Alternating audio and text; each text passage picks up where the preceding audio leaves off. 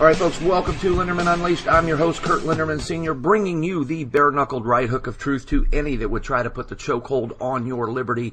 Dr. Russell Blaylock is on today. Doc Blaylock, how you doing, man? Doing very good. Appreciate the invitation. And I really want my listeners to hear your take on this. The main reason I got you on the program was your recent article about the nano-aluminum particles in the chemtrails. I think it's just so important that people understand what's going on here. Then I found some articles about the chemtrails, and there was a lot being said about it, and I wasn't too sure whether it was true or not, because in my state we rarely saw them. But as I started looking on the internet, and I would see these states in which there were these crisscross patterns, and they were very tight patterns, and these geometrical shapes where it was obvious it was a purposeful covering of the atmosphere with these patterns. And the trails were so long. Well, now, we're starting to see them in my state. And as I look at them, they go from horizon to horizon. Well, I've been alive long enough to know that jets never did that in the past. And I see the same patterning effect now where they're crisscrossing. It's an obvious pattern. And so I looked into the literature and some of the reports and YouTube videos, and they were saying that they were dropping one of the ingredients was aluminum.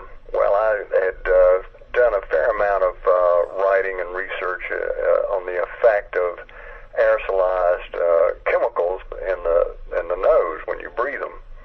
And what we knew was that these particles tend to travel along the olfactory nerves, which are the smell nerves in the nose, and it travels directly to the part of the brain that has to do with memory and emotions, the hippocampus, the entorhinal area, and the prefrontal cortex, and that you can trace these chemicals traveling along that nerve and depositing in this area of the brain. The other thing that was known is that if you aerosolize aluminum, it's one of the metals that passes very easily along this track and directly into the brain, so it bypasses the blood-brain barrier and goes directly into the brain and accumulates. Well, if you do it in animals, it produces lesions or damage in that area of the brain, and the animal will begin to show changes of memory and learning and emotional changes.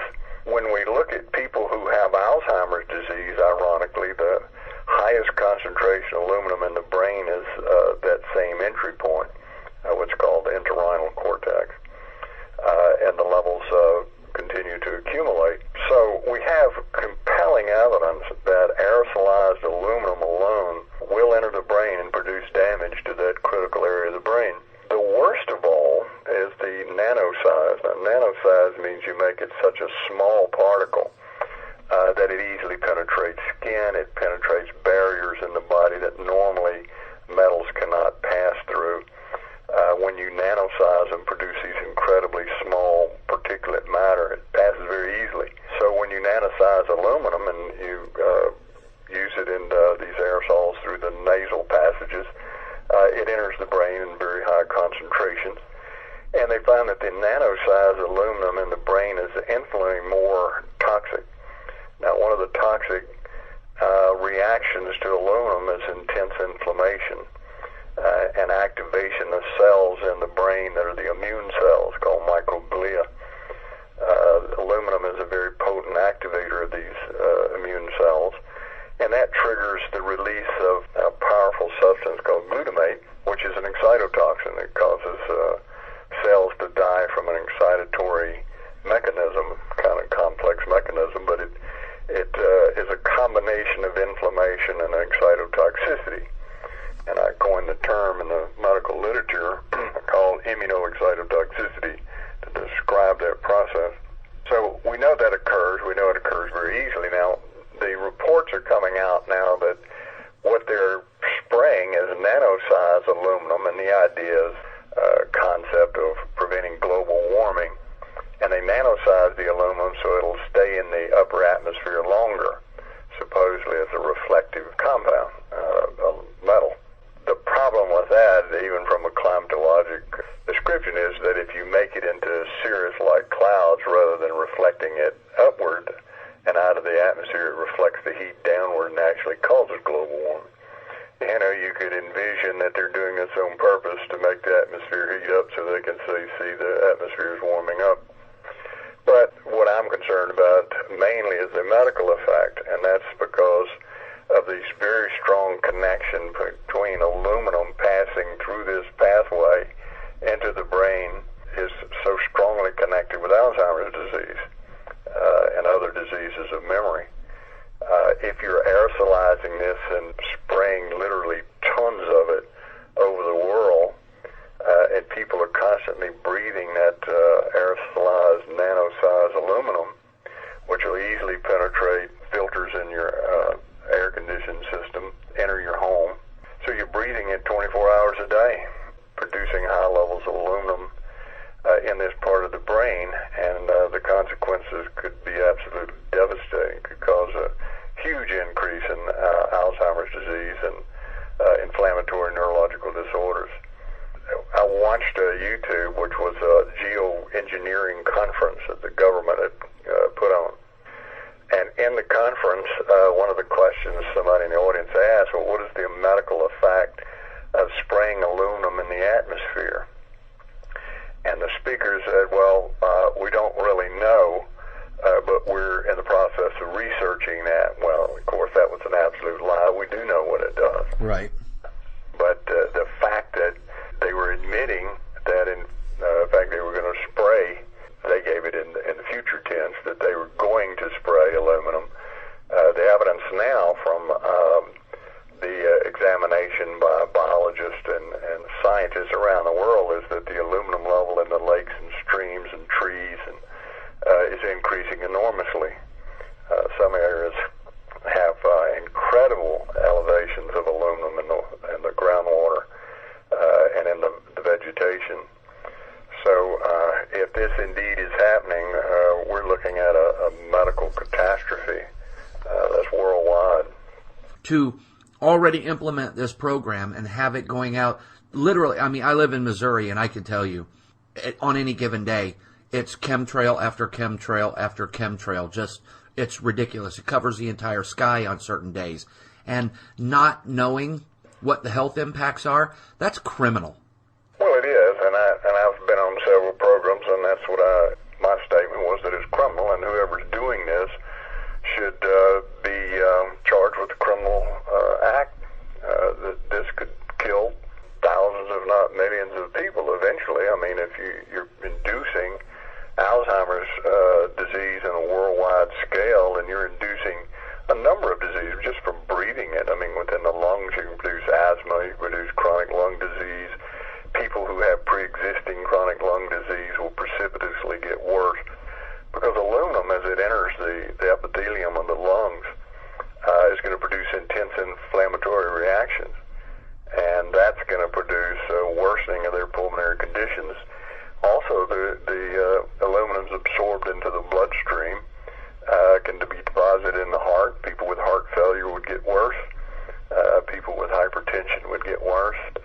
Numerous diseases could be precipitated and worsened by such an insane policy. But it is criminal. It's a criminal act. Yeah, no doubt. No one was asked permission to do this. This was not announced publicly. This was not entered into a public forum, so these health issues could be discussed. They just secretly have done it on a worldwide scale of an enormous proportion, dropping hundreds of thousands of tons of this product in the atmosphere. Exactly. The thing about it, it's irreversible. Once it enters the streams and the waters and the plants, there's no way to remove it.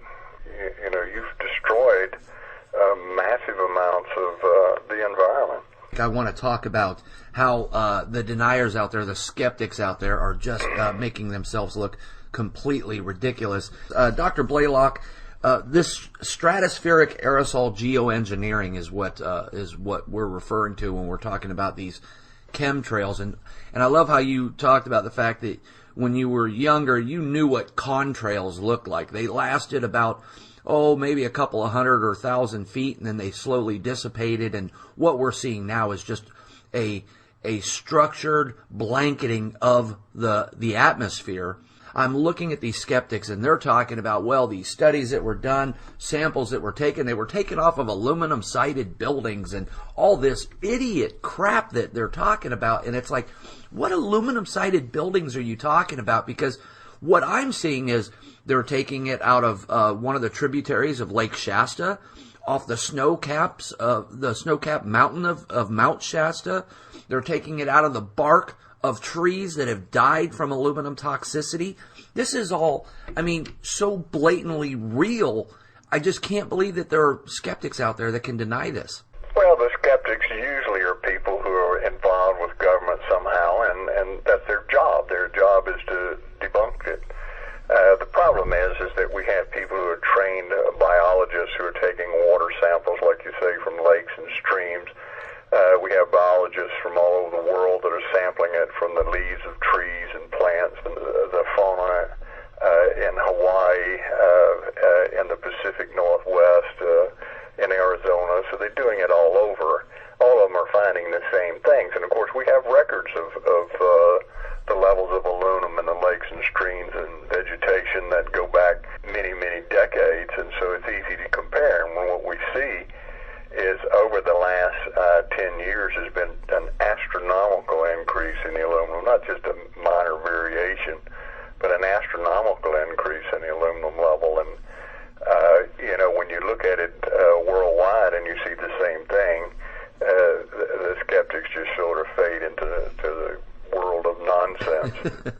Most of the time when I see skeptics that are questioning what I say, others say, their arguments are so patently ridiculous, it wouldn't even make a good fairy tale. So they're very desperate and bending over backward trying to concoct some nonsense explanation. And one of the defenses I gave, I would watch these chemtrails. My wife and I would watch them, and I looked up and I said, notice that the jet's chemtrail now has stopped, and there's a gap, and then it started again, and then it stopped, and there's another gap.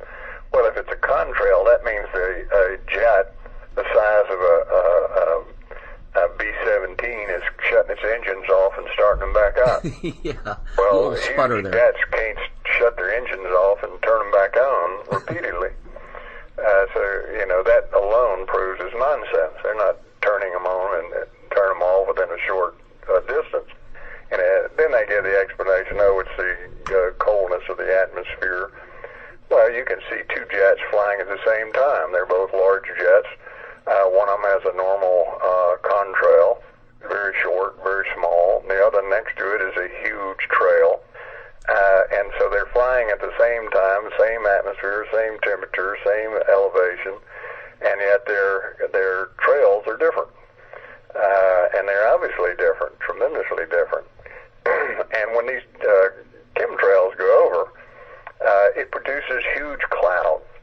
Well, you don't see contrails that produce persisting clouds. No, they immediately begin to dissipate. After the jet is gone.